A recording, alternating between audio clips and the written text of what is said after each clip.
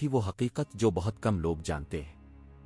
ایک ایسا واقعہ جو سن کر انسان حیران بھی ہوتا ہے اور اللہ کی قدرت پر ایمان بھی تازہ ہو جاتا ہے۔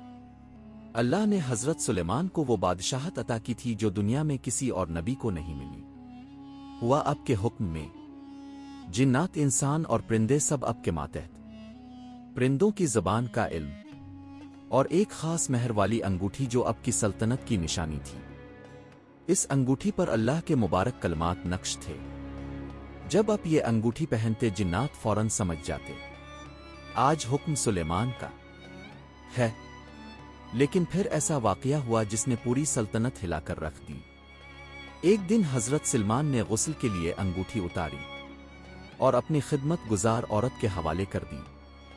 اسی لمحے ایک شیطانی جن نے اس عورت کی شکل اختیار کی، انگوٹھی لے لی اور تخت سلیمانی پر جا بیٹھا۔ یقین کریں 40 دن تک لوگ اس جن کو ہی سلیمان سمجھتے رہے، مگر جنات فوراً پہچان گئے، وہ سب بھاگ گئے۔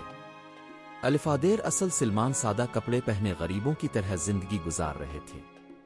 نہ بادشاہت، نہ تخت، نہ انگوٹھی، صرف اللہ کی آزمائش۔ پھر اللہ نے اپنے نبی کے لیے راستہ کھول دیا۔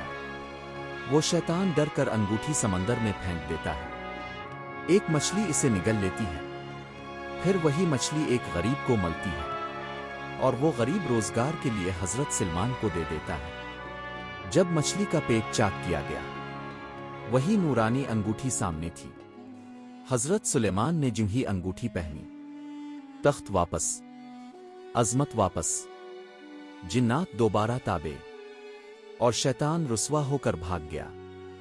یاد رکھیں، یہ پورا واقعہ قرآن کے خلاف نہیں ہے، مگر قرآن میں اس کی مکمل تفصیل نہیں آئی۔ قرآن میں کہا، سورہ 7:34، اور ہم نے سلیمان کو آزمائش میں ڈالا۔ سورہ 7:35، پھر سلیمان نے دعا کی، اے میرے رب، مجھے بخش دے اور مجھے ایسی بادشاہت عطا کر جو میرے بعد کسی کو نہ ملے۔ آخر میں صرف ایک ہی سبق ملتا ہے، طاقت انگوٹھی میں نہیں، طاقت صرف اللہ کے حکم میں ہے۔ وہ جسے چاہے عزت دے، جسے چاہے آزمائے۔